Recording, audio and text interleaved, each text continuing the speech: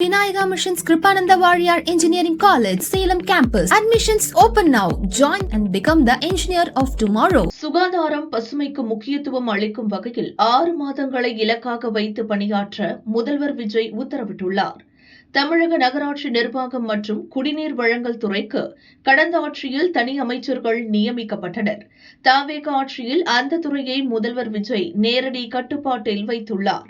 இதுகுறித்து நகராட்சி நிர்வாகத்துறை அதிகாரிகள் கூறியதாவது: நகர்ப்புறங்களை சர்வதேச தரத்திற்கு உயர்த்துவதை முக்கிய நோக்கமாக வைத்து அத்துறையை முதல்வர் தன் கட்டுப்பாட்டில் வைத்துள்ளார்.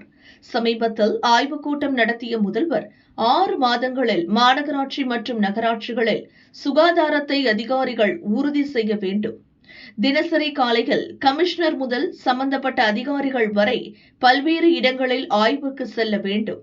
அவ்வாறு செல்லும்போது குப்பை, கட்டட கழிவு, போஸ்டர் ஆகியவை இருந்தால் அகற்ற நடவடிக்கை எடுக்க வேண்டும். அதேபோல் சாலையோரம், சென்டர் மீடியனில் பசுமை பரப்பை அதிகரிக்க நடவடிக்கை எடுப்பது முக்கியம்.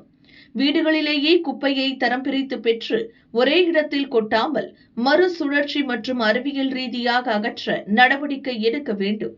இந்த பணிகளை முறையாக செய்யாத அதிகாரிகள் மீது நடவடிக்கை எடுக்கப்படும் என உத்தரவிட்டுள்ளார். முதல்வர் விஜயும் பல இடங்களில் நேரடி ஆய்வுக்கு செல்வார்.